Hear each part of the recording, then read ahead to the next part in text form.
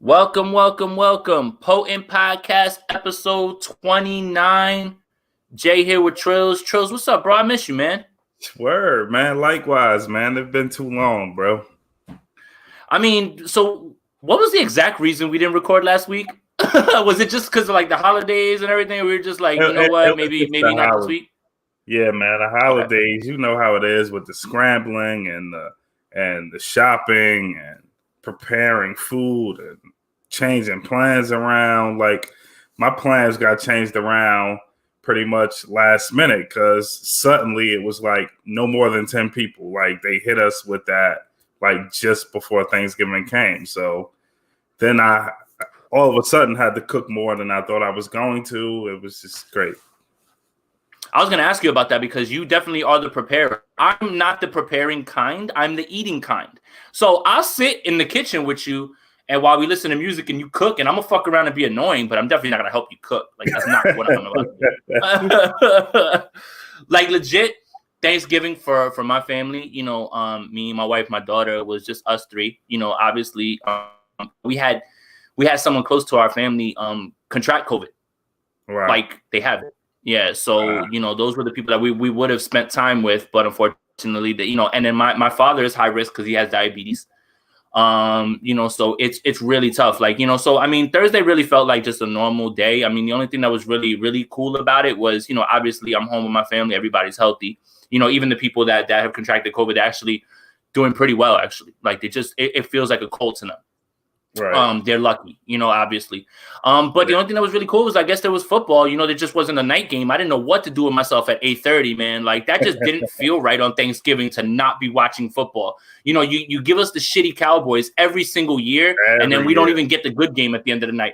Get them the fuck off my TV. The same thing with the Lions, bro. I don't care about some tradition about they played every Thanksgiving. They garbage. Get them off my fucking TV, man. Like, only reason I'm watching is because it's football and because probably I got them on my fantasy teams. But yeah, that was Thanksgiving for me. But yeah, man, we got a lot to talk about. A lot of shit happened. You know, that's why I kind of like these breaks because we allow things to develop.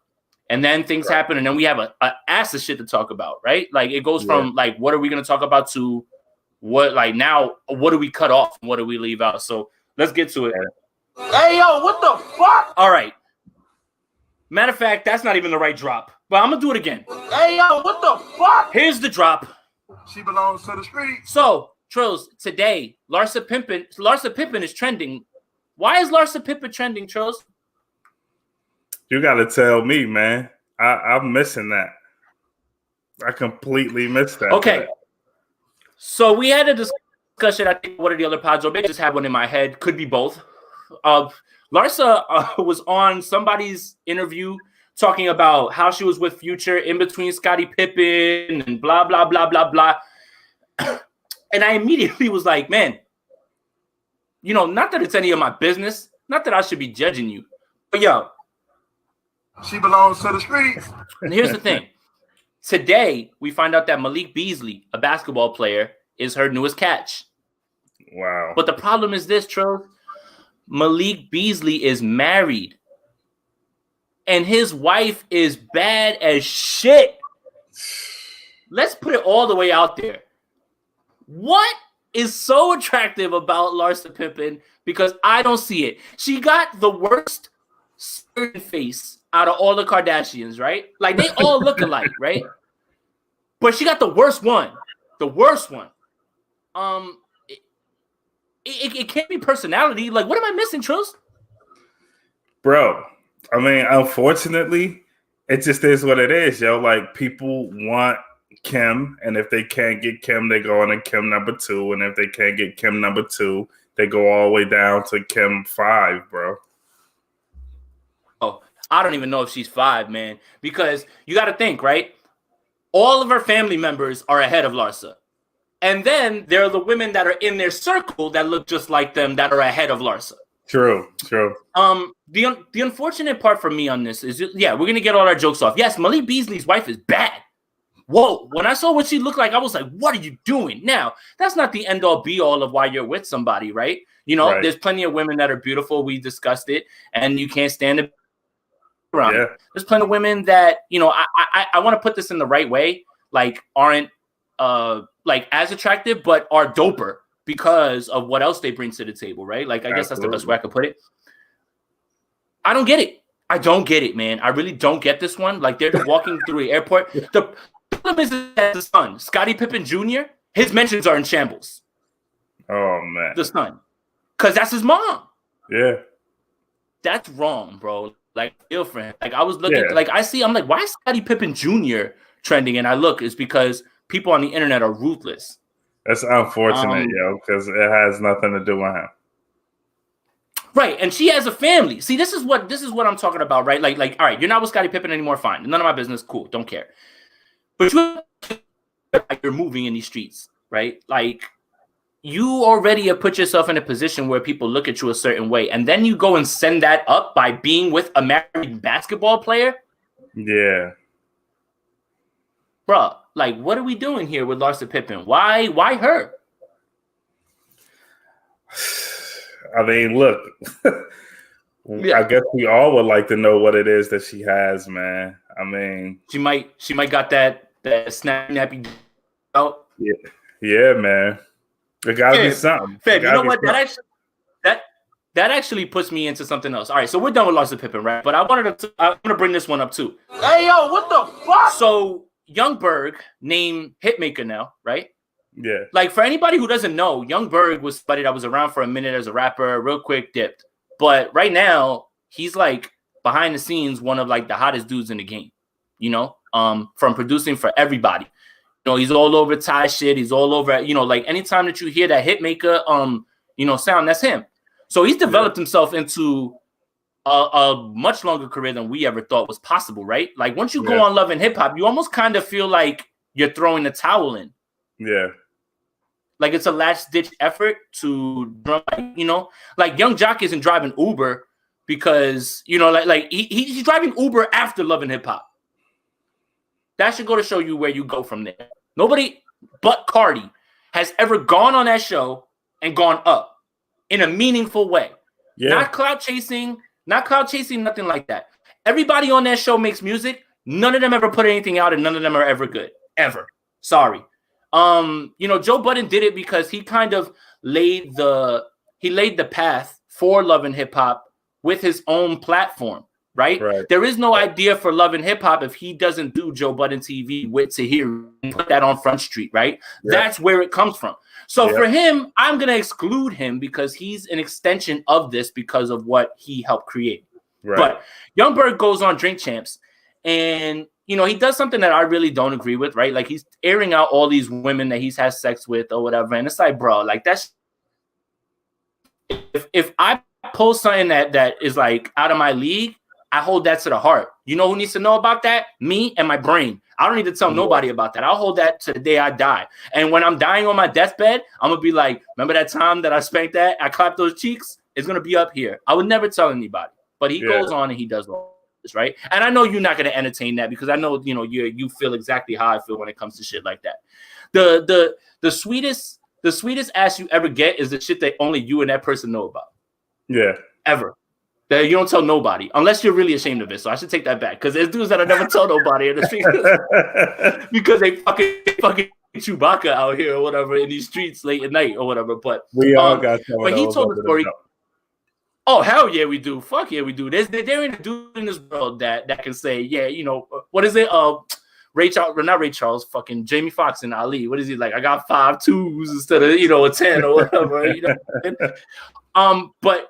So going back to what you said about what Larsa Pippen has, right? So he tells a story about how he had sex with Tasha from Ghost when she was in 3LW. Yeah. And he said that while he was in it, it felt like a mousetrap was in there. Like it kept. And he's like, what the fuck was that? He didn't find out that it was the IUD that she had. Come on, bro. Come on, bro. First of all, you're wrong. You're wrong for calling her out about that shit and saying that shit out loud. But let's just laugh about the story. You go, bro. What would you? Yo, I was dying when I heard that shit, bro. What the fuck was that, man? And why are you telling everybody? Yo, come on, bro. you were really like going crazy in that shit, and it had to be uncomfortable. It's like, yo, why is that something you're willing to admit, bro? Right. That's one of those things that's embarrassing for me too. Like, Yeah. you know, like that would have been one that I figured out on my own and been like, yeah, good thing I'm not telling anybody about this. You know what I'm saying? But we'll put a pin in it there. But Larsa Pippen. On to the streets. Ah, man. All right, let's move on. Hey, yo, what the fuck? A lot of stuff to talk about. A lot of stuff. All right, so speaking of relationships, and this is gonna be quick. Rihanna, I woke up and Rihanna was trending. She's been in my DMs, and I had to block her, and I had to tell her, stay away from me. You fucking up my family and everything. But now she's in a relationship with A$AP Rocky, apparently. Rihanna, I'm gonna tell you this on my show right now. Don't hey big head me. Don't hit me and say I miss us. None of that shit. It's done. Enjoy your relationship, beloved. But in all seriousness, doesn't this feel like the worst kept secret, like in the world? Absolutely. You know, like yeah, whatever. I run to make my jokes over because fucking, like Rihanna posts these pictures like with her lingerie, and it's just like, like what am I supposed to do as a full-blooded regular male? Like when I see those on my time, like what am I supposed to do? You know what I mean? Like, but this feels like this should have been spoken about. Like it's been spoken about, and they're a dope pairing. This one has to work. This one has to work. I'm really excited to see where they go because they're both in the same kind of like lane and vibe, right? And A$AP's been tearing down pussy across the world. Yeah. The world. So for him to pack and be like, yeah, like weren't they in a video together or something like that too? Like there was always been like that vibe with them. Yeah. And I mean, the rumor was there, what, like fucking 10 years ago, 8 years ago, something like that. That's what I'm saying. It feels like the worst kept secret. But good for them, man. Congrats, and I hope you guys, flourish or whatever. The best thing about her is like you'll get pictures of Rihanna like whenever she's, dating whatever prince from whatever fuck, like it'll be like one picture. You know what I'm saying? She don't be on Front Street with nobody ever. So I'm certain that's what it's gonna be too. Like there'll be wild rumors. Nobody will be able to put any sort of like finger on anything that's really going on between the two of them. All right. Right. That wasn't really a what the fuck, but I was just trying to be funny because, I had that joke about Rihanna DMing me and shit. And it's just for anybody who doesn't get it, she's never DM'd me. Anyway. Hey, yo, what the fuck? All right. So you send me a tweet of Lil Baby standing right next to Bun B. And I'm like, oh shit, two legends. I'm like, and then there's another picture zoomed in. Trills, what is Lil Baby holding in his little pocket of his sweater, of his hoodie? Yeah. I've never seen a more clear indentation of the burner ever in a pair of clothes ever, bro. Bro, if the cops came to me right now and they were like, describe what Lil Baby's hand in his sweater looks like with a gun, with his hand around the gun, they pick his ass up in like 20 minutes, honestly. You know what's crazy is there's more pictures later on. So my first question is, right, there's like a picture of him like a little girl, right? Like, and he's like, So this brings up a few questions for me. First of all, baby, what are you afraid of? Right? Like, no. Well, my thing is no. I get really like it sounds like a joke because of the little girl, right? But I'm talking about like legit. I'm concerned for any person that feels like they need to walk around with their hand on a fucking gun, even if they're taking a picture, right? Yeah. So that's kind of scares me, right? Like, what are you afraid of? Like, what's going on right now, Lil Baby? Like, for you, came across my mind your best too, year. that like, what kind of day are you having, and like, what spaces are you in that like you felt like you needed to have it ready? Like, it's ready, like. Right, like off safety type shit. That's what I'm saying. Like off safety type shit. Like he's ready to just put his finger and just shoot. So yeah, the picture looks funny, but it draws more concern out of me because I'm scared because this seems like a guy who is obviously concerned about something. Bun B is not going to shoot you. You know what I mean? Like I don't know where you are, around that, that picture or whatever, but yeah, that's fucking crazy. That is fucking crazy, man. To see that like when you sent me that, I was like, that's Photoshop. It can't be. And then when the other pictures to come in, it's like it's not. He's doing it with everybody, even that little girl, man. It's fucking crazy. Speaking of pictures that I saw on the internet that are really funny, have you seen the picture of the 3 white kids, the 3 little white boys standing next to Meg? Oh yeah. Bruh. Yeah. Why did somebody retweet that shit today and say she looked? They probably think they at WrestleMania.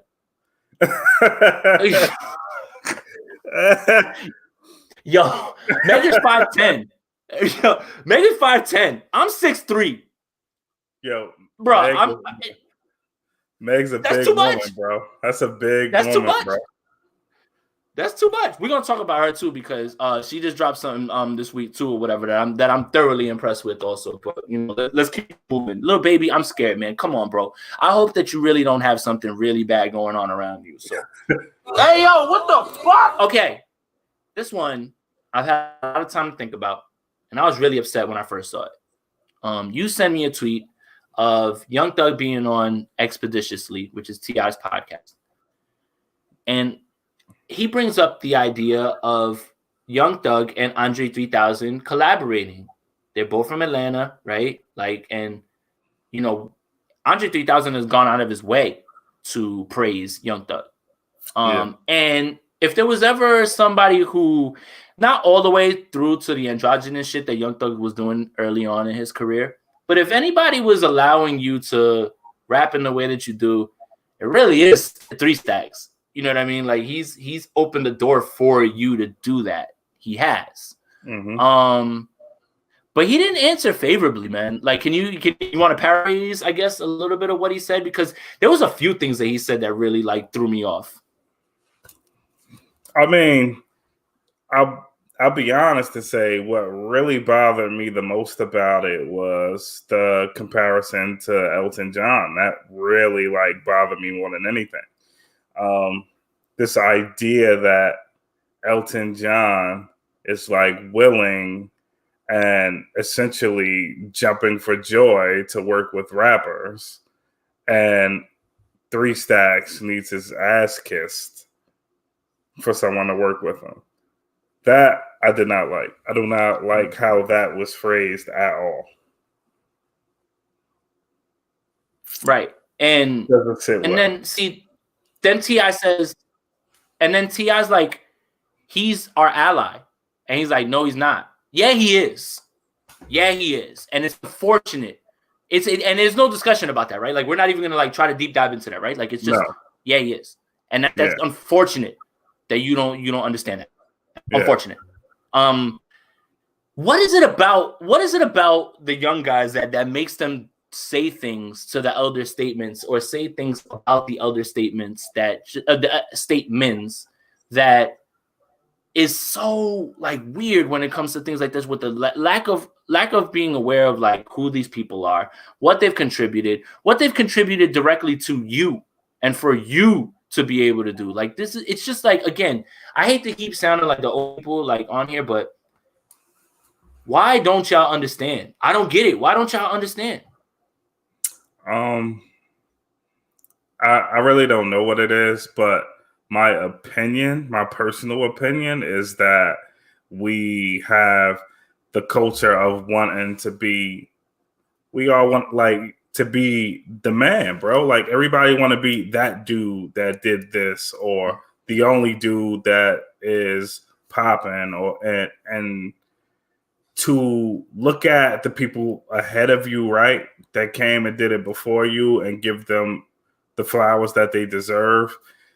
It's a blow to that specific ego for some reason. And as long as that exists, we'll have more generations coming up just shitting on the older ones, man. It's unfortunate, man. T.I. was the one that was the most taken back by it. He was like, what? He was like, what? What? Benny's in there too, or whatever. Shout out to Benny. He's recovering, man. That's great. That's great news. Mm-hmm. But he was the one that was the most shocked, right? And then, the internet always has a way of, you find whatever you want to find, and you can find literally clips and, publications that have shown that, Andre 3000 has been a big fan of Young Thug, and their collaboration makes so much sense that it gets me even more mad that you're not understanding it, right? Like, it's not even an odd pairing. There's nothing odd about it.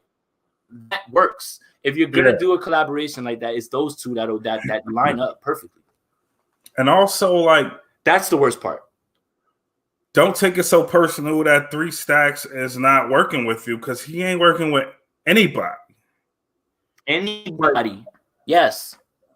Exactly. Like, that's the entitlement too, I think. That's entitlement too. It's like, yo, you know what? I'm dope. You got it. Yo, like, the man is not, like, respect his space. The fact that you're able to have a conversation and actually, even talk about doing something down the line or something like that should be enough. Like, you have to understand who you're talking to. Right. It's not like 3000's out here just like, yo, it's 100 bands for a feature. Just send it. That's not the way he operates. Right.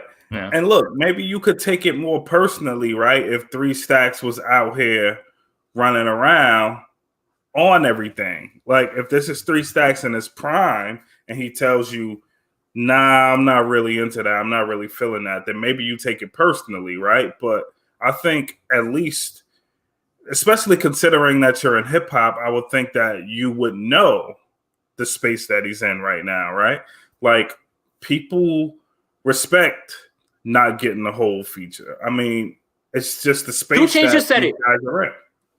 Well, didn't 2 Chainz just joke about that? He literally just joked about it on a live where he said, I've asked Jay 3 times and I didn't get it. He goes, I'm done asking. He wasn't mad. He was just saying, like, he understands. It happens. It doesn't mean that the artist doesn't respect you, and it doesn't mean that they're brushing you off. It just is what it is. Right. I'm glad you brought that up. By the way, I mean, you need to know that Elton John could have left that studio that day and said, fuck Young Thug.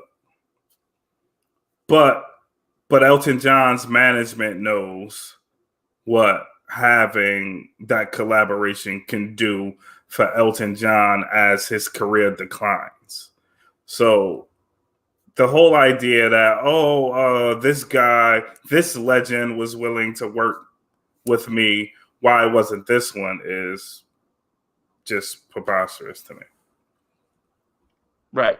Absolutely. I mean, yeah, and it gets me upset too, because I like Young Thug's music a lot. I really do, man. And I'm one of the people that actually stands on his side, when people come for him, you know what I mean? Like, the melodies, everything, you know what I'm saying? Like, it's like, you even heard James Blake today just said about Young Thug, or it came out in an interview today, that the production that was on Barter 6 inspired him to be somewhere else or whatever because of how minimal it was or whatever. And how, like, Young Thug's always been discussed as somebody that people have looked at as, okay, he's a knockoff of the Wayne block, but he also is doing shit that nobody else is really doing at this point, right? And people really latch on to that, right? But it's like, these type of statements take the shine off of what it is that we should be talking about, and I don't like that. Like, this is a smudge for sure, just because one, you're from Atlanta. 2, Andre 3000's done his whole career, has lined you up to do what you want to do, right?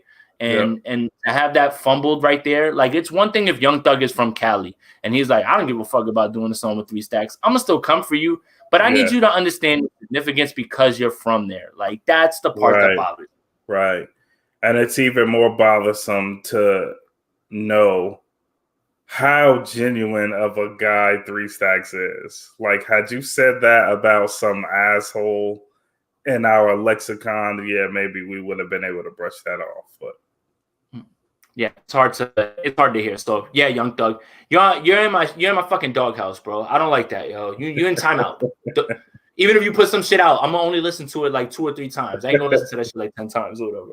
All right, let's move on. Hey, yo, what the fuck? So more beat pops up, right? So I don't know where I saw this clip from. I think it came up on Instagram. I hope you got a chance to see it. But Fredro Starr, I don't know how he gets into a discussion about Fredro Starr from Onyx, by the way, guys, for the people that don't know. Fredro Starr has, let's say, a pretty checkered past with interviews, right? Especially recently. Yeah. Yeah, like, him yelling at Charlemagne and everything or whatever. Like that's freshish, right? Right? That's Yeah. like, that's like in the last like 7 years, something like that happened. Yeah. Okay. So he's on an interview or whatever, and he's saying something or whatever, and it comes across a story about how he was on tour with Royce the 5'9", and he said at that time that Royce the 5'9" was a nerd rapper. So you and I both know who Royce the 5'9" is and how he moves and how he talks, and like when he gets in that mode of like going at people, how savage he can get, right? Yeah. But Royce is in a different space right now in his life. Right? He's a lot older. He's Album of the Year nominee, which we're gonna fucking get into. Family man, right? Very much very different now, right? The old Royce would have ran to a radio station, gone crazy, you know what I'm saying? Spit some shit, and But he was the controlled rage that he gave the speech to Fredro Starr was the part that I found the most interesting, right? Like he was like, I would never speak on a man's blah blah, like very, very, very clear, very very respectful, but angry. That's all I got from it. Yeah. There's something unsettling for me when someone is angry but they're super calm. Mm-hmm. Did you get that same feeling from what he was telling him, or like because he started pitching up at the end, like he almost kind of caught himself too, and he was like, yeah, and he was like, anybody got a problem? And then I was like, oh, here he goes, and then he kind of like yeah, man. I think what I want to point out first is that I don't like you can listen to Fredro say nerd rapper, right, and cut that right there and then get mad. He shouldn't have said that, but what I think he was saying, and he was, when you go to listen to what else he said right after, was he was just one of those guys that was reading books, and he was always trying to learn and stuff like that. That's not nerd, right? Like what, like, you know what I'm saying? Like that's someone who's intelligent, looking to learn. Right. That's not, so I get it, but I get it. Like if that makes any sense. Like I get why Royce don't like to be called a nerd rapper, especially a grown ass man like that. But I also have an issue with the way Fredro Starr put it across, because nerd is a derogatory term, right? Yeah. Like, I mean, at least in our genre, right? In our culture, you get called a nerd. We're nerds. We're hip hop nerds. Yeah. You know what I'm saying? Like that's there. But the way, the way that it's generally thought of is not so good. So that's the way Royce took it. Yeah. What do you think? I mean, yeah. I assume Royce took it as a slight specifically because he knows Onyx, right? And he knows Onyx history, and he knows what time period Onyx comes from. And in the same breath, would Fredro had called Nas a nerd rapper, or would he have called KRS-One a nerd rapper? You know what I mean? And I'm just going to think that he probably would not have called KRS-One a nerd rapper. No, definitely that's not. just my thought, right? And I think that's probably how Royce saw it, right? And to put it in context, like there are nerd rappers, like there are. Fiasco is a nerd rapper, Absolutely. Kendrick's like that too. Yeah, Kendrick can have sometimes where he's a nerd rapper. I mean, and look, Logic, like there are people that are nerd rappers, right? And that's a subgenre that exists. And Royce doesn't fall under that subgenre. Never has for me either. And I think that's the issue more than anything, right? And now think about those names that you just named. Logic, Lupe, and well, Kendrick we can kind of throw out because he's not, those guys are more like lean towards that, right? Like hardcore nerd rappers. Right. Aren't those guys, would you say, on the outskirts of what most people like at this point, right? Nothing, not discrediting either. I'm just talking about how people feel about them. Yeah. right? Yeah. So that's what I mean. Get labeled nerd rap, right? Like I saw my cousin in Florida when I went down there, and I was like, I listen to Logic, and he was like, I don't listen to that white boy shit. Like that. That's what I'm talking about right there. The way that you immediately dismiss it because of the way that you look at it, right? So that's that's how he feels about it. Like I said, that's why nerd is a derogatory term when it comes to talking about rappers. And that's why I can see why he's upset. Yeah. It ended at that, I think. But I mean, it was just a mislabel, and I mean, Royce has shit just as street as Onyx has, and that seems kind of dismissive to just call him that. You know what I mean? For sure. We're gonna get back to Royce though. We definitely got to talk about him because we talked about that he's nominated for best rap album at the Grammys. Not that the Grammys matter, but I think this year is one of the few years that they got it right. So we'll get to that in a little bit. All right, let's keep going though, real quick. Hey, yo, what the fuck? So the internet always gives, right? So on Twitter, I send you a tweet of a song from 1998 that I had never heard before. And the artist's name is Joe Pesci.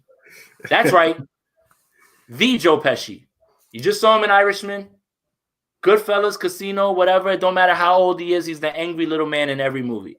Every movie. Wow. It was called Wise Guy, the song, right? Yeah. So I said to you, here's two observations. The song's not that bad. Joe Pesci in 1998 is walking on this track low key with the low tone and bro, I tuned into this video to sit there and be like, this just got to be garbage, and I walked away like, yo, he's spitting, yo.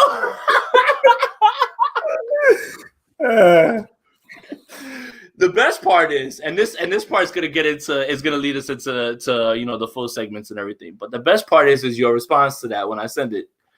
They were like, damn, you mentioned Roy Jones Jr. because a lot of people forget that Roy Jones Jr. used to rap. Y'all must have forgot. So for anybody that, hasn't heard the Joe Pesci song, right? Go look it up. Wise Guy. It's a real song with a real music video. And Wise Guy is definitely about being a mobster and everything as well. Like, this man really was just like spitting like he was like the dude from Casino. Like, straight up. Please watch it. All right. And then if you've never heard the song, go listen to Roy Jones. Y'all must have forgot. And then compare the two. You and I are going to compare the two right now because we've heard both. I think that, and this isn't even recency bias right now, Trills. I think that Joe Pesci's song is miles ahead of Roy Jones Jr.'s song. Yeah. Without a fucking doubt.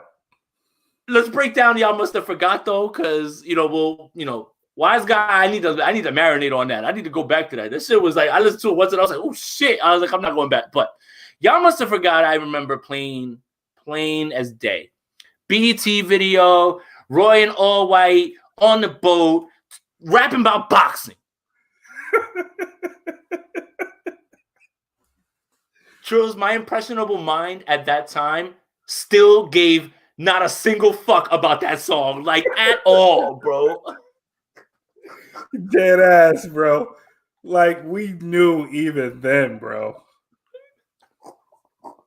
Yo, if you like, you know how many songs that I liked as a kid that I listened to now? And I'm like, you stupid idiot. Like, what the fuck was that?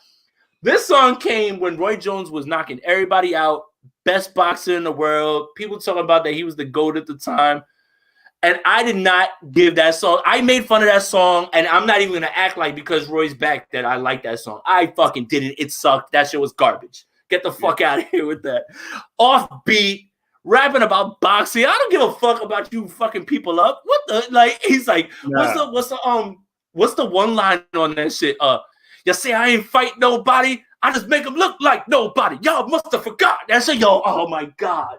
Why? Like that was the bar, bro. Bro, he fucking dropped the beat out on it like they was letting it go or whatever, and they was about to be hitting the air horn on that shit. Bro, again, your friends are not your friends. Even if you're a fucking millionaire. If you're a millionaire and you're a boxer, your friends ain't your friends. Your friends ain't going to studio with you. hear you put that shit down, listen to that shit afterwards when the fucking engineer did everything he could to make that shit sound as good as it could and still sat there and said that shit was hot and took that shit out, I would pull my man to the side and be like, listen, I know you could fuck me up if you feel like it, but I can't sit here and let you put that shit out there. Roy Jones had no friends at that time. No friends. None. Get the fuck out of here. Nah, bro. That shit, I don't know why he didn't perform that. Why he didn't perform that shit before he fought Mike? The fuck, man? Like, if y'all are really trying to take it back, go all the way back. Have him pull up with the mic and just be walking out and like, go. Yeah, Roy know that shit trash.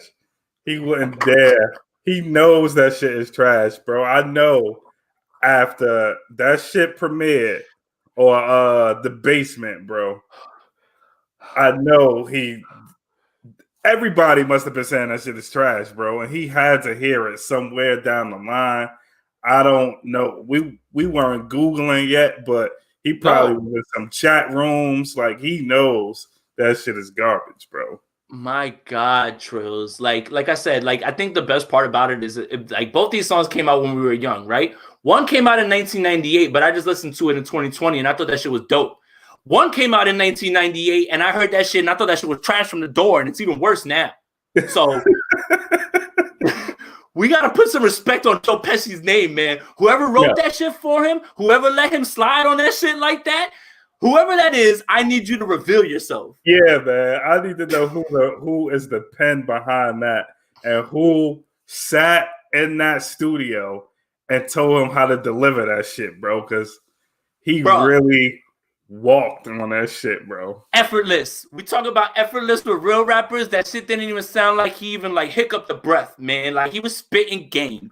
And if he easy-E'd that shit, if he did line after line, that engineer is a fucking monster too. Yo, I need to look up the credits. That's exactly what I'm gonna do when I get off of here. But Joe Pesci, you definitely knock Roy Jones the fuck out when it comes to those songs. Hey, yo, what the fuck? All right.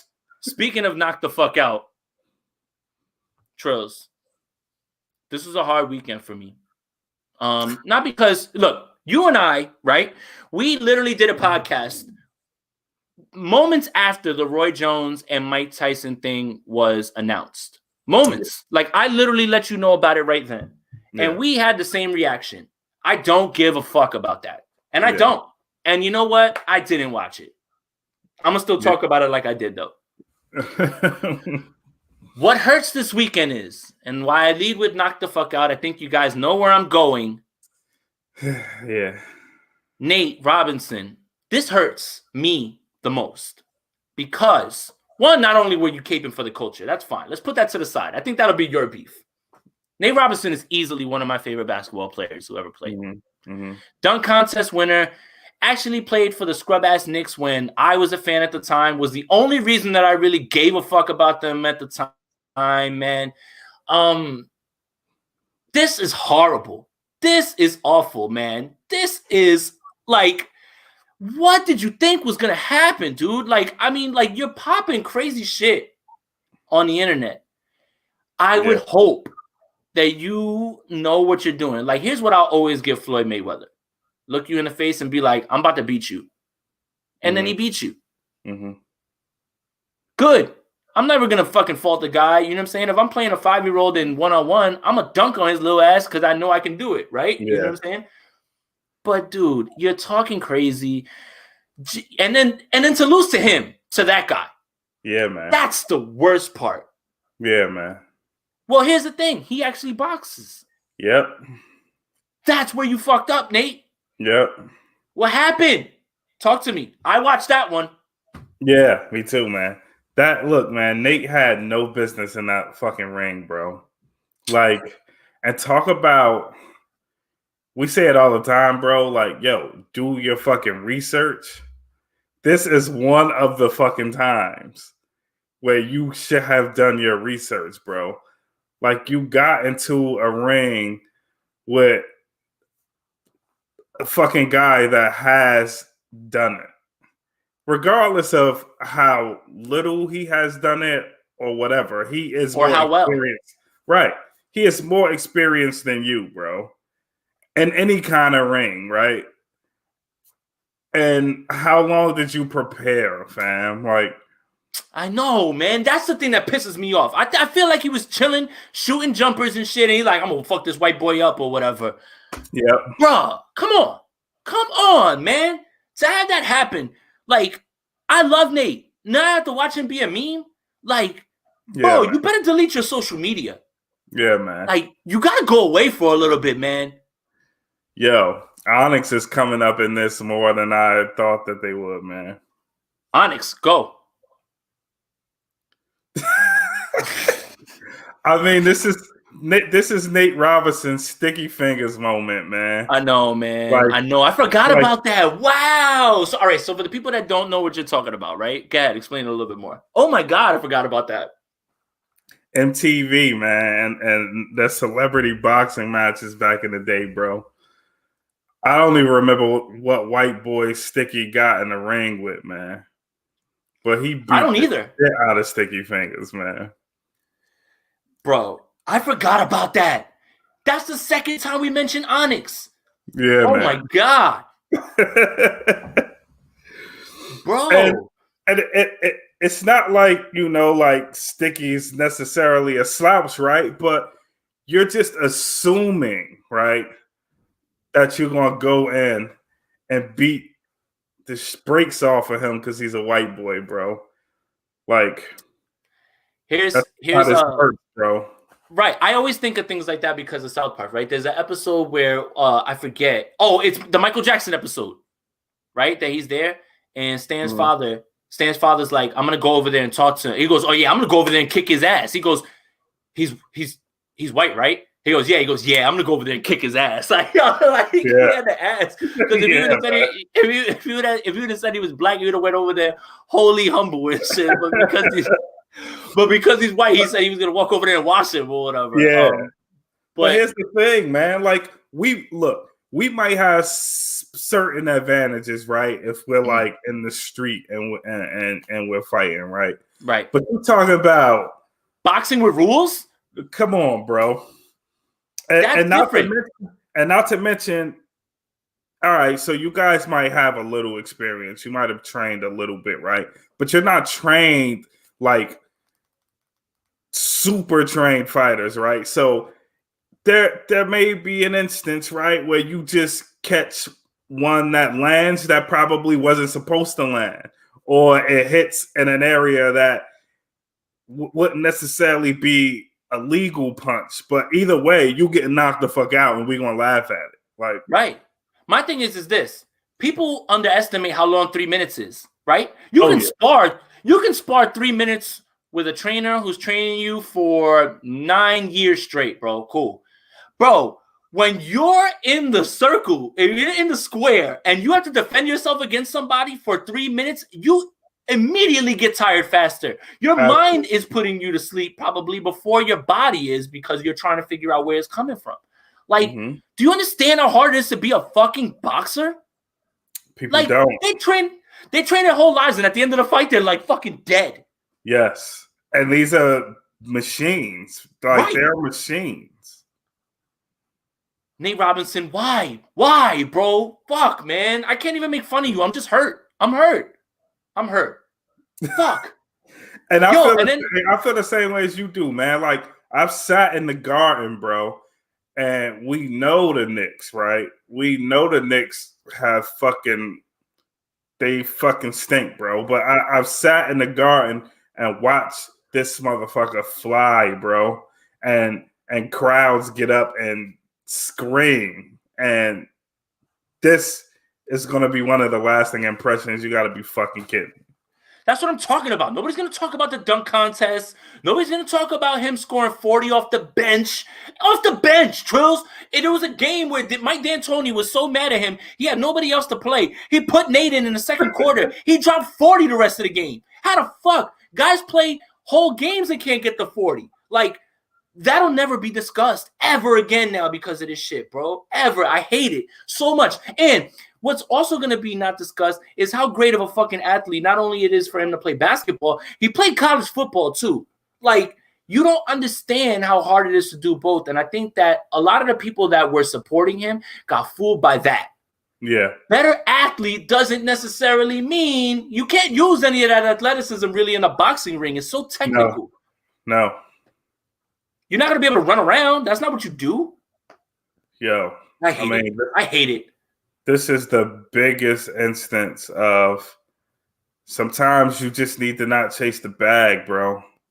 Every bag ain't the bag, bro. Yeah, man. Unfortunately, Nate Robinson had to learn that the hard way. And then Jake Paul, after fucking the way he was celebrating, I was just like, oh man, like God, yo, like there's so many whack people in this world, bro. Like I can't even believe it. Yeah. That shit, and just like and how far they've gotten in their life while being that whack. That's the craziest shit to me, bro. I don't get it. All right. You want to talk about Mike and Roy? I guess. That was embarrassing. Yeah. Come on, man. And that's exactly what we said. Yep. No sort of knockouts. You're not fighting for nothing. You're fighting to bring people back to just watch. I hate that. I hate it. I hate it, man. Don't, like that one person that you bring out of like retirement to come back, but he still ain't got it. Like, I hate any of those moments in any sort of sport, any sort of medium, whether it's cinema, whether it's film, whether it's music, any of those things. I hate shit like that. Yeah. Don't bring people back just because they agreed to it. Sometimes look at it like you don't need that. We don't need this. We don't need this. Let us be able to remember you being great, man. What the fuck is so hard, man? Look, like I said, man, I know, this was like a hard year on people, right? And people wanted checks, but this wasn't it, man. None of this was it, man. And we just talked about it, right? Mike's in a completely different space right now. Really happy for him where he is in his life. He looks like, one of the coolest things I heard. He was cool about it and everything too. I'm not gonna fault Mike all the way for it. I'm not really gonna fault either of them. It's just that this was no sort of spectacle. This was no sort of exhibition in any way. It was really just, two guys in the ring or whatever. But Mike said that this is what's funny. Mike said, and I found this, I think it was from one of his podcasts. He said that his biggest regret in his life is that he used to hang out with Tupac all the time, and he would ask him to smoke weed, and he never did. And now all he does is burn and shit. And he's like, he was like, I'll never forgive myself for that or whatever. And I was like, wow. I was like, that's fucking crazy. Like to think that, right? Like, but yeah, man, this really did nothing for me. Like I saw a lot of people were hyped. That was shocking to me. That was very shocking to me. Where I was like, man, people are really like diving into this. Like they probably got a nice little pay-per-view thing off of it, but I mean, I just looked on YouTube and that shit was up there. It was up like on YouTube, like someone was just streaming that shit. I was like, all right, bet on YouTube. Like that's how that works now. But yeah, man. But I don't know, whatever. If like I said, if I didn't get that ever in my life, I'd have been fine. Yeah, absolutely. But what about? Let's move on. What about the bigger thing that happened the week before? The Versus, right? We didn't get a chance to talk about that because that happened the week before. So, so let's get the obvious out of the way, at least on my part. Jeezy won this shit hands down. Yeah, man. Hands down. Yeah. Wasn't close. Okay. No. As long as we know that. Okay. But I think what really is more interesting about this battle isn't the music at all. And I think everybody would say that, right? So real quick, don't mean to put you on the spot, but can you give us like a paraphrase timeline of this beef? If you want to start at So Icy, you can. But if you have insight into maybe something that happened before that, I don't. I always be like, for me, I begin the relationship of Jeezy and Gucci Mane at So Icy. So do I. I don't know. All right, cool. So if you want to paraphrase what exactly happened from collaborators to what they were, because this battle wasn't friendly at all for a little while. Like Gucci was angry the entire time. Like he don't give a fuck. Yeah. So go ahead. I'm gonna be honest with you, man. I'm not the guy to ask because I mean, like I pretty much know, right, about beefs between camps. I know about, the murders that occurred, right? That's really what it is. I mean, I think that's all I really know about it is that obviously, something happened. There was an altercation, a shootout, I guess, between Gucci and Jeezy, and Gucci killed one of Jeezy's homeboys. Yeah. What was interesting about this beef, right, is because he drops Recession 2, right? And he disses Gibbs. Mm-hmm.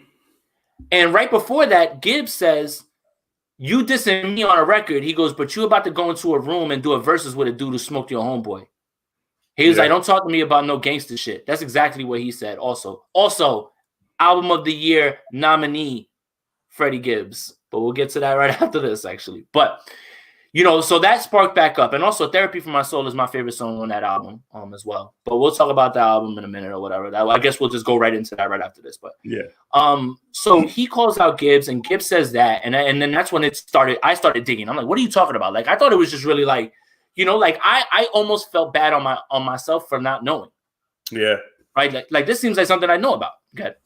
I mean, there was a lot of back and forth there, man. Like after that, then it's like supposed that Jeezy put a hit out on Gucci, and it just keeps spiraling, right?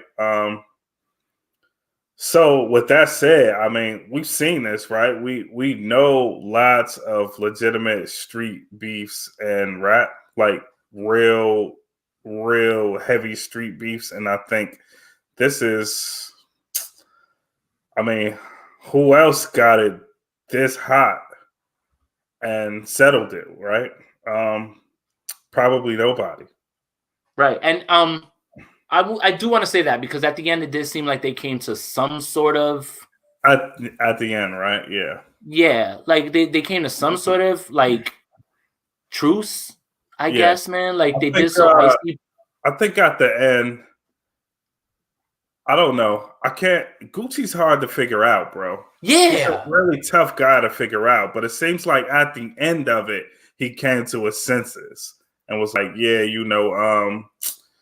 it's, I just want to thank you for extending the olive branch. The olive branch, right. I thought that was the interesting part when that part that you said right there, the olive branch, right? Because you know what that means. That means I'm trying to mend this. Mm-hmm. So I think that was really what I took away from that. When he said olive branch, I was like, okay, I think he is, and absolutely right, like you said. I think he came to his senses because he was disrespectful. Right, that's not the same Gucci that came out with his first song for the verses, bro. Let's talk about it, yo. And the composure of Jeezy to be able to just be like, all right, like. They clearly weren't on the same page as to what records they were going to use on each other. Mm-hmm. I'm sitting there like this is happening in public too, right? That happened. Where was it? Was it at It wasn't at Magic City, right? Is that where they had it, or wasn't it? Yeah. Yeah, it was. Okay. Yeah. People are there. Yeah. I'm just like, wait a minute. Like, are we about to watch something really bad happen? It felt dangerous the whole time. Right, like, and it never like, and that's why obviously social distancing causes you to stay away from each other, but their body language was like away from each other, right? Like they weren't like even Jeezy had to withstand a lot. Bro, Gucci wouldn't even sit down. Right. That was, man. It felt dangerous the entire time. But it felt like Jeezy always was the one that was standing down. Always like all right, but let me check it. Like he kept interrupting him, and he was like, all right, but check this out. Like Jeezy was holding it together, man. Yeah. This would have never been able to occur years back. Oh no. On both ends, right? Because you can tell Gucci, right? Like we want to give Gucci the benefit of the doubt too, right? Like that he's changed, got out, you know what I'm saying? No more ice cream cone on the face and shit or whatever. But he hasn't. That like this goes to show you how deep this shit goes and how much they really. This ain't no rap shit at all. This is real hatred for another person. This is the street shit. Yeah. This is it. So that's why the music kind of takes a back seat. Because I think we all agree Jeezy's got. There's Gucci fans out there for sure, man. They was out there yelling that he won, and I'm like, like I like Lemonade and shit. I like some of those songs, you know what I mean? But like, come on, man. Yeah. Come on, man. What are we talking about? But that was so interesting to me, dude. Like going back and forth, like the way he was, like he wasn't even trying to be cool in the beginning at all. Like for the large portion of it, Gucci Mane was basically like goading Jeezy into doing something crazy. Yo. Like I couldn't believe it. So Swiss and them got in the room with them, and they didn't even talk about this. Like, yo, y'all can't be like going crazy on each other or whatever. They just was like, yo, put him in the room and just get out the way. Yeah, man. I guess that's probably the only way they can make it happen. I couldn't see Gucci doing it if they gave him rules. Okay.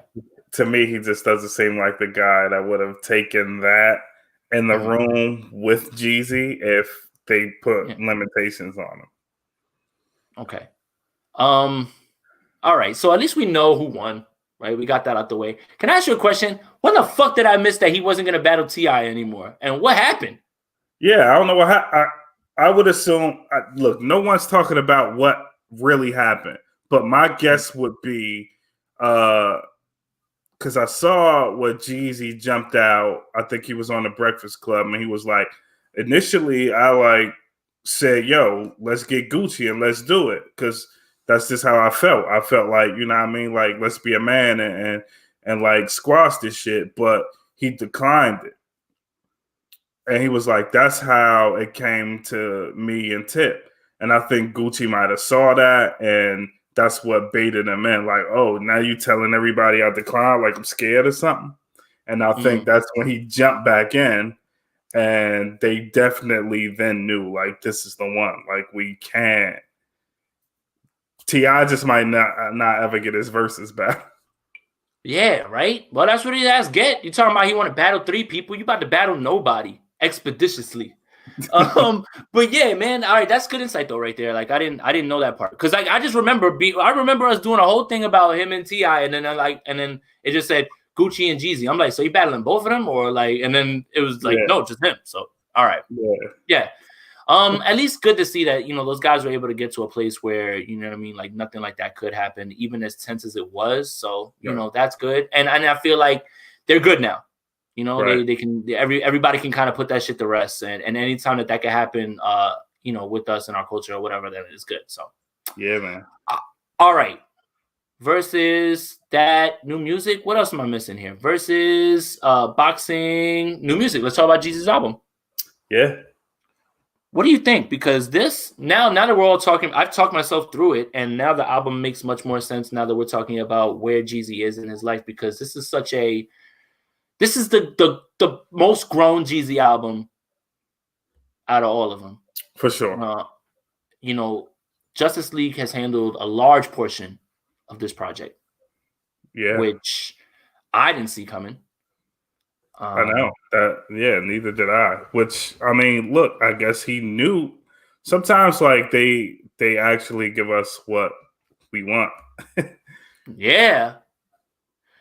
So, I mean, here's the thing. While I have all those good things to say about it, and I think it's a solid album, I don't know that I'm going to listen to this one a lot down the line. Makes any sense? Like, no, it does. I understand the album. I enjoy it. Like, I enjoy it, and it was dope. And I listened to it one more time just to like make sure, but I don't know. It's me, right? It's me and the way that I expect Jeezy to come, right? And I thought that, usually you get certain songs that are like this. This is the whole album being like that, and that's the part that I was a little like, I guess, thrown off by. I guess my expectations kind of ruined this project for me. And that doesn't devalue how good the project is. I think for me, when I went into it listening to it, I probably went into it listening to it with the expectations of, what I love from Jeezy. And when you label it Recession 2 has something to say, but that shit had all the hard shit on it. So come on. Yeah. I guess it is missing that. But for me, it's probably his best piece of work since Recession. Makes sense. I would say that too. But now I like it a little more than TM 103. Mm-hmm. So I think that's good for where Jeezy is in his life. Like, if we get Jeezy topping the Recession or the Inspiration or EM 101 will be like really lucky. Right. And I mean, and I don't think that's realistic to expect. You know, I mean, that's not saying that he can't, but I don't think that's realistic to expect just because of, you know, people are in different places in their lives, and I'm always drawn to the music that's the most authentic to the person at that point in their life, right? You know, I can listen to guys say a bunch of shit that I know they're not doing and still bob my head to it, but I'm not drawn to it the way that I am with the authenticity. And we talked about that a bunch. So, you know, yeah. You know, like I said, my feelings towards it did not diminish the project at all. It's just how I felt about it. You know, maybe in a little while after I listen to it down the line, maybe I'll get back to it and I'll feel it a different way. But, you know, just I guess for me, you know, I just went into it with a different way of looking at it. But I can still recognize all that. Like, to hear that many Justice League drops, I was like, oh my God. Like, did they do the whole project? Like, was this like that? Because I thought Therapy for My Soul was just gonna be one of those records on there. And I was like, okay, dope. Like, you know, but that was kind of an insight to what the album was really going to sound like. Yeah. All right. What else we got? Gad, you got anything else? No. I was just going to, you know, just sum it up with that. I mean, there's some really good fucking songs on here, man. And Jeezy has definitely grown up. I mean, he's definitely saying more. But yeah, I mean, we do still, I mean, look, we want like heavy trap shit too, right? We want that mixed in, right? We could probably, because of us and where we come from and our connection to Jeezy, we could probably do with like less of the songs that apparently his relationship inspired these songs. Like some of that stuff we could do without, but solid, man. Yeah, for sure. And you know, I just don't want you know, I don't want it to anybody to dismiss this project because like one of the songs made my top 5, you know, so like I really enjoyed it. But yeah, and that's the other thing too, right? You have to give credit to artists who are evolving, and we always want to do that, right? You know, and change, right? Because it's very few people get away with saying the same with the same subject matter over and over. There's guys that can do it, but you have to be elite to do it. Yeah, you have to be elite enough for us to overlook that. Most guys aren't elite enough to continue to do that. That's why you need to evolve. Yeah. What else we got? We got a project from Meg. I want to talk about Meg. Okay. I want to talk about Meg. Okay. That intro. Yeah. Okay, Meg. Yeah. I like it. I really do. You know, I actually really like this project. Like, I just finished listening to it. And it's really good, man. She's the best right now.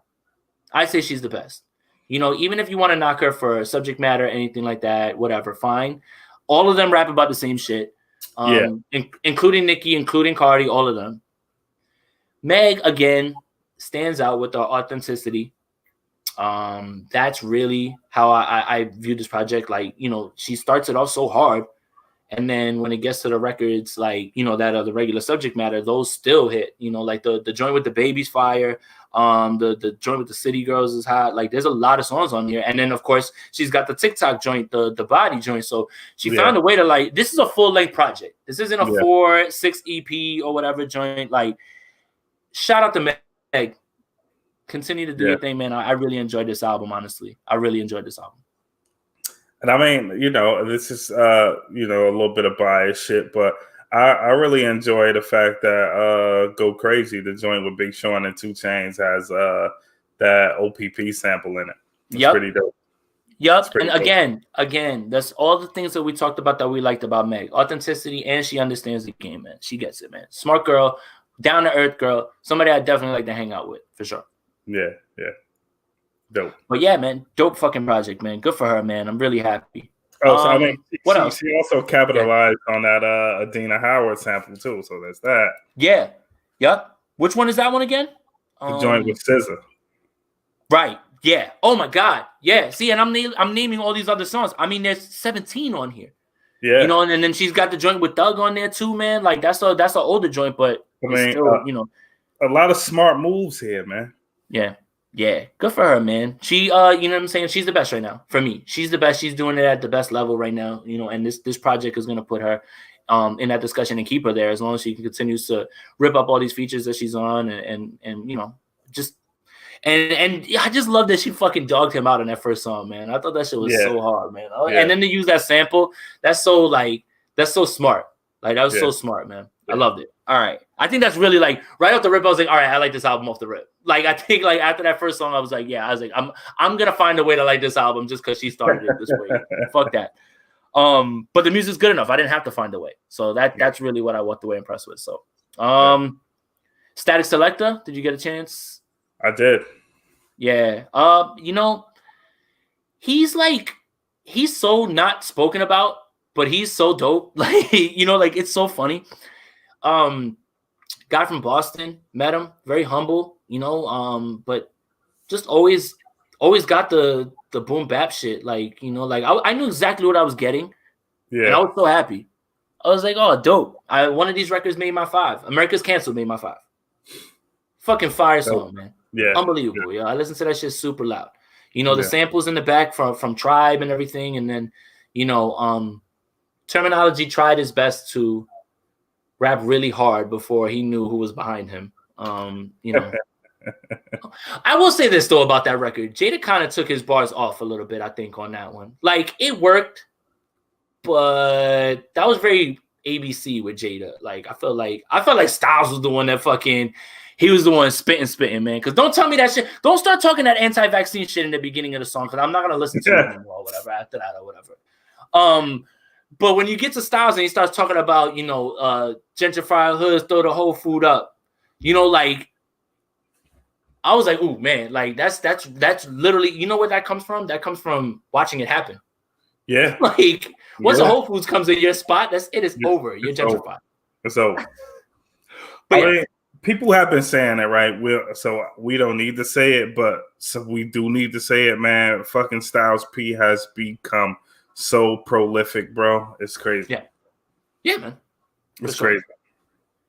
Which I mean, like this is a lengthy project as well too, man. And just so many amazing right. Like Joey Badass is gonna be all over this shit. He's got Nas, Conway, Dave East, Method Man, Jack Harlow, like Benny, fucking like, dude. Don't tell me that real hip hop's not around. You just stop looking. Yeah, you just stop looking. Like anybody, Bun B and Have at the end of the album, man. It's like, man, it's crazy. Like, God, I love hip hop, man. Like albums like that, they remind me. Like as much as I listen to all the ignorant shit, it's always this kind of album that always just is like, you see, man, you see what you fucking like, like it reminds you of what you fell in love with this shit for. Yeah. Did you listen to Juicy J's album? I haven't gotten all the way through Juicy's album. I didn't get to either, so we'll leave it off. Did you get to listen to Meek, the Quarantine Pack? I did. I don't know, man. I don't know. You know what, man? I had such high expectations for Meek, and for the large part, especially after he got out, he's put together projects that I can put up there, but I still don't. I don't have the classic from him yet. I don't. The classic Meek album hasn't come yet. It hasn't. No. And I'm upset that we're on like album 4 or 5. I know this is a 4-song thing, but these songs didn't really like blow me away, man. I don't know. The sing-songy shit, that's not what I got with, like, that's not what I was, like drawn to with me. I get you want to get in other pockets. Like, I know that song with Lil Durk is big and everybody likes it, right? Lil Durk right now. Shout out to him. He's on everything or whatever. And his influence is everywhere too, but nobody wants to talk about that either. But yeah, man, I don't know, bro. Like, I just, I want, again, these are my expectations. So this is my fault that I'm feeling this way about his product. But I want Dream Chasers mixtape Meek back. Like those and that energy, right? Like, like I get it across these albums, but it's like flashes. Yeah. It's never sustained, right? Like for every what's the joint with him, Jay and Rick Ross, Was Free? Right. For every Was Free, there's always like one of these records that just like, what is that? You know, and that's the problem. Like the range of where his songs fall on What Was That to Amazing is so strange. It's all over the place. Like he's on like for me. Mm-hmm. But I don't want any problems with anybody from Philly. Like, you know. Well, I mean, I think Meek knows, right? Like, I'm assuming that this was like, that's why he called it, right, a pack, right? Because it's just something to hold people until his real shit is out. And probably just to stay in people's ear and potentially have something on radio until something is actually ready. For sure. So, that's what it always is. Yeah. So with that said, I mean, it's not as bad as projects like that can be, you know? Yeah. But yeah, man, I don't know. I think I have to start like looking into myself and like about what I'm like. I need to clear my mind of my expectations for everybody at this point. I think I just need to start over. Yeah, that's true. Because look, when I saw this, right, when it released, I was like, oh shit. And I saw that it was 4. I thought like there was going to be like just 4 like smashes. Like, yeah. That's what I expected too. I expected the normal Meek Mill hypeness and big sound, and I did expect that too. Okay, so it's not just me. All right, you know what we glossed over, but we're gonna talk about now before we give our picks. The Grammys, best rap nominee, best rap album. Oh yeah. Okay, so you already know how we feel about the Grammys. The Grammys don't mean shit. They haven't meant shit to this community in the longest. Nas doesn't have one. We don't give a fuck. It don't matter. Nobody cares, right? Macklemore beats Drake, Jay-Z, fucking Kendrick Lamar. No, we don't fucking care. We don't care, okay?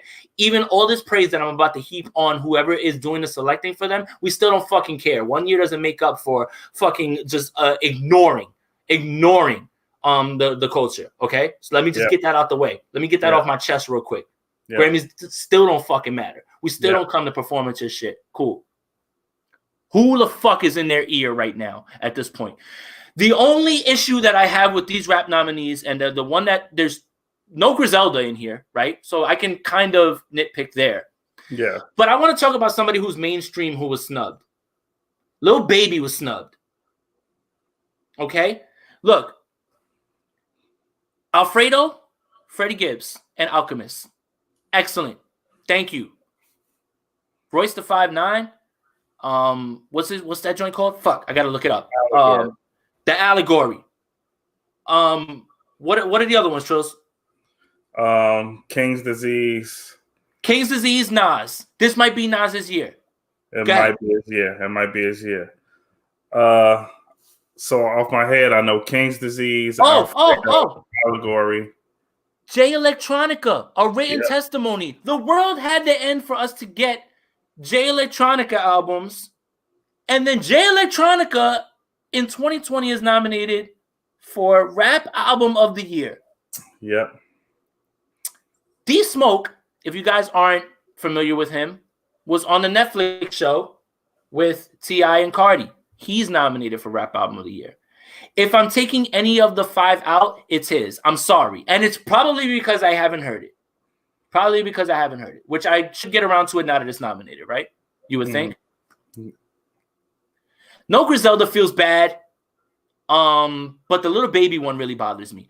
Lil Baby's album was the longest charting #1 album of the year, right? And we know sales don't mean anything. Right. But that album was fucking dope. Like, this is Baby's year, right? Like, every year is pretty much Drake's year, right? Unless somebody does something, like, completely over the top. Yeah. But I can definitely make you the argument that this is Baby's year. And it's not particularly close. If it's going to be anybody, it's Griselda. But it's Baby's year because he had the most mainstream album while being himself, while also putting out conscious content wrapped around that. That's really where I think it locks in for me with Baby this year, is that not only do you have the body of work, you're conscious during this time to put something out that was a fucking hard record too, and that was really saying something too. That's why I think this year is Baby's year. And we're in December. So I could say that. There, I said it. There's my hot take. Yeah.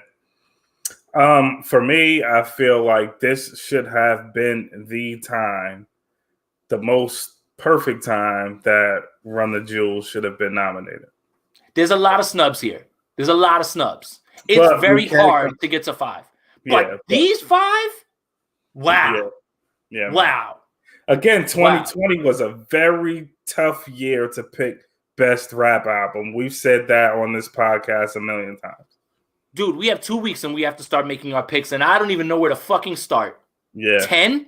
How? Yeah, man. But yeah, man. Who is in the Grammys ear now? Like, have they hired someone? They had to have changed the board members that are submitting these albums. Yes. They had to. The reason that I say that is because these albums are all rooted, all these albums that they picked are all rooted in the same sort of conscious shit. Right? So I know Knife Wonder is on the committee.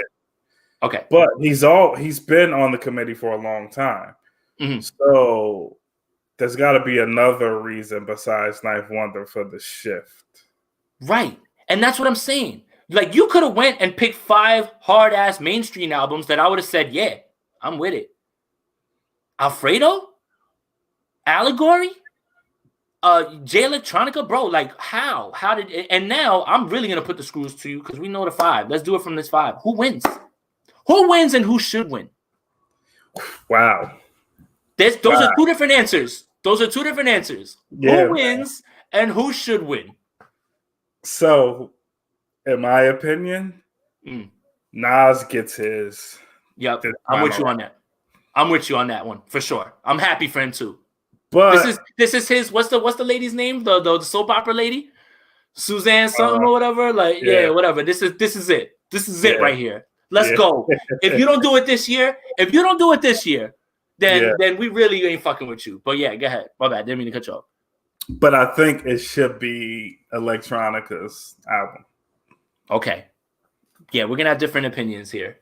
Yeah, for me, it's Alfredo, and it's still Alfredo. And the one that I struggled with wasn't even Jay shit, even though I loved it. You know, even though you know how much I love that album. Oh yeah. It wasn't even Jay shit. I was going back and forth with him and Royce, man. I mean, Royce's album is so goddamn it's so hard, bro. It's so hard, bro. Yeah, you wouldn't be wrong with picking any of them. And honestly, the only thing that took Electronica's album over the top for me is that the production is just so otherworldly. Like, it took hip hop somewhere else. But look, if we were going to go solely on subject matter and bars, then it's Royce's album. Yeah. But no, anyone wins here aside from D Smoke, it's not wrong. Right. That's how I feel. If D Smoke wins, I'll be upset. That doesn't make any sense. Like, why include all 4 of these guys to give it to the Netflix guy? Who I'm not even trying to be I'm not even trying to shit on him. No, D Smoke is nice. He is nice. He's very good. Yeah. But on his first time out, and amongst these guys that are very fucking good at their craft, it's just not his time. His nomination amongst them should be good enough for D Smoke, because it would be good enough for me. Right. That's what I was about to say. You need to go into this understanding he understands exactly what's happening. He knows the Nas No Grammy shit. He knows that right there is in front of him, right? He knows how dope the Jay Electronica album is and what the mystique was around that shit. He knows about Royce's album. He knows that shit for sure. And he knows that fucking Freddie Gibbs really just hit his peak at this point with Alfredo. And the reason that I pick Alfredo, and it's, look, no disrespect to Gibbs, but Alchemist carries that project up another notch for me because of the production. And I think that's what makes it such an enjoyable listen the entire way. And it's a shorter album. But again, it would be any of these albums, right? And to be fair, the one that I would be more upset with, not that I'm upset because I understand why he's going to win, but Nas is under those albums for me. King's Disease is under those other 3 albums for me. No, it is. It is. Right. It is. For sure. But he's going to win, and I'm going to be happy for him. And if he doesn't, then all that goodwill you just built up with these nominees, you know what, though? I won't be mad if they gave it to Jay Electronica, who wins a Grammy on his first rip, or if Royce gets the recognition that he deserves, or that Freddie... No hip-hop fan will be mad if any of those guys wins that fucking award, even if it's not Nas. I mean, we're all pulling for Nas, but if you don't understand the magnitude of what these guys brought this year, then the discussion is not for you. And I swear to God, I didn't Google this. Susan Lucci is the one, the soap opera actress who was nominated like 18 times and never won, and then they finally gave it to him. This is Nas's Suzanne Lucci moment. Let's go, yo. Or is it Susan Lucci? Whatever. Susan, Close enough. Close enough. I shouldn't have known that. All right. Man, I'm old. I just dated myself. All right, let's get to these top 5 picks, man. Shout out to the Grammys for getting it right, though, this year, man. Good for y'all, man. Good on y'all. Yeah, man. Whatever. Yeah. All right. One more project I guess I have to bring up before we talk about that. I didn't listen to it because it was on a platform that I am not using, that is not familiar to me anymore because it's not 2008. No Ceilings 3 came out, but it was on that piff. I will wait until that shit is on digital streaming platforms. How dare you, Lil Wayne? How fucking dare you? That piff? You serious, bro? Yeah, that's kind of crazy. Bro, we used to drop projects on that piff. That's how you used to push it out. Yeah. In 2008? Yeah. Right. But you got to remember, right? Rapping over other people's beats. You can't get that all cleared for digital streaming platforms. So we get all that. I just found it funny that he was like, I'm dropping this shit on that piff. And I'm just like, what year is this? Like, and somebody's going to have to like download that shit for me. And yo, imagine right now trying to add music to your phone, like right now, like on my phone. Like, I don't fucking do that. I listen to it all through my app, like the stream. Yeah. Imagine plugging your phone in and like dragging shit over to your fucking into folders and shit. Get the fuck out of here, Lil Wayne. Don't make me do extra work to get music when this shit got so easy. This man wants me to download a whole ass zip file, unzip that shit. Get the fuck out of here, bro. But all right, so I didn't listen to it, right? Whatever. People have their opinions. Did you get a chance to listen to it? Nah. All right, good. So he did put one song out that actually is on a digital streaming platform, but it was on that piff. Yeah. And it's the Drake feature. That's just hard. It made my list. That's number 1 on my list. Yeah, that's just hard. They both went in. There. Damn, I hear echo. Is that you? Maybe. All right. The Carters, my second song. Nice. I don't know why this is the song that I'm listening to right now. Like, I have no idea why this is the song, but I think it just came across my timeline real quick, and I was like, oh shit. Like, I was like, damn. I was like, this shit is hard, and I've just been listening to it. That song is hard, bro. Yeah, it is. And I think I like it more because Jay-Z makes Beyonce dope on this shit. Like, the way she delivers it, you know how, look, we don't got to talk about that, but you know, like, I like her part best on this project. Like, you know, like, it's just doper. He put her in a pocket where she was like talking her shit, and I like that. So America's Canceled, I told you that's on there. Just, you know, take out the anti-vaccine lines, and, you know, we're good terminology. You rap really well on it. You just doing a little bit too much with that. My Type of Party, Dom Kennedy. This is an older song too, but I got brought back to this record because of that clip of Freddie Gibbs with his son rapping on his lap or whatever. That's the beat that he's rapping on, My Type of Party. Song's dope. I always thought Dom was dope. I need to listen to more of his shit because anytime I listen to one of his songs, I'm like, oh, he's dope, man. Like, and I say the same thing. I need to listen to his shit more. So that's what I've been listening to. And then Gold Link just dropped something with K Tronada, best rapper in the fucking world. A little bit different from Gold Link, like the way that he like flowed on it and everything. It was but you know, K Tronada's beat on there is crazy, and they always have a crazy chemistry. So anytime I see K Tronada put something out, I'm probably gonna like it, you know. But yeah, those are my 5. Dope. Yeah. Dope. What you got? All right, so unfortunately, man, like, I don't know, maybe you'll have to like YouTube this shit, man, because if you are a fan of Jeanne like I am, like, you know, I mean, especially because we Jersey heads, right? Yep. All that shit is our shit. Yep. Chloe and Halle did Sending My Love Over Again. The shit is incredible. I need you to send me that link immediately. It's incredible, bro. Immediately. But unfortunately, it's like a Spotify thing. Okay. Dope. Janae and Her, that BS song, I'm like. Yep, I heard that too. Yeah, that shit's just hard, man. Her's so dope. Yeah. Yo, how about and it made me think of you. I saw Georgia Cook that Gibbs that gig song or whatever. I was like, oh shit, yo, like she carried that song or whatever because he just put something out, but she was walking on that shit, man. I was like, oh shit, this is what Trills talk about. Yeah, man. Yeah, man. Corday, man, the parables. Yo, he's like one of the best young dudes, like easily, man. Like, easily. And I think people don't talk about him enough. Yeah, man. I think I don't know. I think at some point there's going to be more space made for him. I think it's like so cluttered, like with these guys right now, that he's being overlooked. But his rapping, it's incredible how fast his rapping is getting better. This shit is insane. Yeah, man. And that's the thing too. And you would have thought that the Eminem cosign would have pushed him up, man. Like as soon as Eminem mentions your name as somebody that he looks to, like you would think that would have really put him up. But and he just Joyner Lucas. Huh? Say again? It happened for Joyner Lucas faster than Corday, and I'm like, what the fuck's going on? That's what I'm saying. Yeah. Go ahead, man.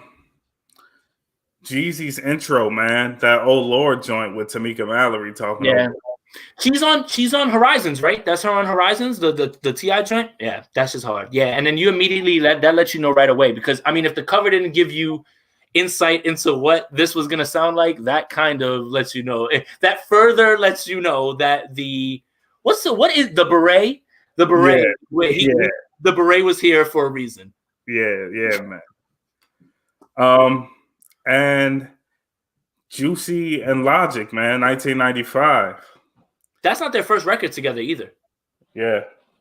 I think he's on. I could have swore he was on this last one with him. I actually went back and listened to that the other day because I was going through. Like again, we have to make a list, so I started going back. You know, that album's really good, man. That Logic album, honestly, you know, a lot of dope songs. But yeah, that Juicy J album, I got to get to that, man. You know, I gotta finish it, man. Yeah, you know, it got that ignorant shit on there. You feel like Superman. I'm smoking on kryptonite. No, you aren't. I'll never forget that. You aren't. All right. Yo, I know you put out project, you know, music. Talk about it. Go. Yeah, man. I feel like I'm forcing you to talk about your own shit, man. Yeah, I mean, if you're like me, right, you get like tired of like hearing like the same holiday songs and shit, right? And I just like had some beats that were like holiday themed, and I was like, yeah, man, why not? So gifts and donations out, man. 2 songs. Donations. Hold up. Before you go any further, I think I found my new favorite Dr. Umar video. And I think we're gonna make a segment now. Every week, you and I are gonna have to come to the table with an out of context Dr. Umar video, and we're gonna have to like compare and see who wins. But that one I sent you about the NBA, yeah, that's it. Yeah, that's it right there. Why the phone fall at the end where he gets hyped? Bro, that is so great, bro. Yo, I am waiting. I'm waiting for like LeBron to like get like Kawhi Leonard on his team so I could post that and be like, that NBA.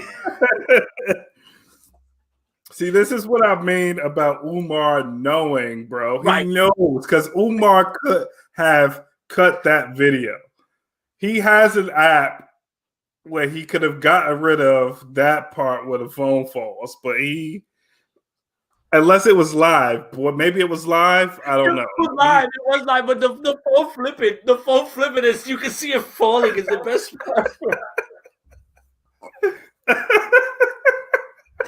Bro, you know what I'm laughing about now, yo? You know what I'm laughing about now? When Dave Robinson was knocked out, they put his picture like halfway in it, and he's looking like, why every time there's something like that happens, like that everybody runs to his videos and it's yeah, man. yo, so he started, but all right, so look, I mean, I didn't mean to cut you off about your music and everything. It reminded me or whatever, because you said gifts and donations, but I mean, how could you not think? I mean, it prompts you to think, right. That's what investigation does Dr. Umar have going, Trills, and how much insight can I have into it? What, bro? And like, who who is doing the investigating and how much money did you spend on it? Like, what are you investigating? I'm crying, yo. He's like, that's right. The goddamn NBA is a suspect. Yeah, he's what? Yeah, he is possibly unintentionally, the funniest man I've ever. Bro, yes, man. Anytime I see a video of his, I laugh because it's pulled out of context from something that's bigger that he's saying, and it just is better, man. Oh my god, like my stomach hurts, yo. Why did the phone fall, yo? And he had it like, because you know how he be in the park, right? I saw some Europeans trying to run up on the prince. Oh, the prince. Yo, yeah, like Umar has no friends, so there's no one to hold the phone for him. So he always has to prop it up outside, bro. Even on windy, he can't skip a day because it's windy, bro. Oh my god, my stomach hurts, yo. All his friends are online and they send him money to fucking Red Lobster shit, yo. Oh my god, yo. Oh shit, bro. All right, I'm sorry. So yeah, gifts and donations is out right now. Go ahead. I'm sorry, man. I mean, that's all I gotta say about it, man. Oh my god, bro. Yeah. That's it. I think that's it. I'm gonna challenge you now. Every week, you're gonna have to be on the lookout for a good Dr. Umar clip, and we're gonna have to compare. And you definitely need to cut this as a clip too, because this is genuinely like one of the funniest things ever, bro. I'm on it, yo. All right, but yeah, man, hour and a half. Great show. I feel like talked about a lot of things, and it felt normal again. Like I said, I missed you, man. Like, what the fuck are we doing? I on Tuesday, I was like right after, like at 8:00, I was like, we should have just did that shit. But I was like, whatever, yeah, man. Shout out to everybody who's asking about the episodes. We'll have them up, timely again. Happy holidays to everybody. Hope you guys spend some time with your family and everything as well. I mean, that's it for me. I'm good. You got anything else, Trills? We getting out of here? That's it, man. All right, man. Thank you for everybody who's been listening, and we'll talk to you guys next week.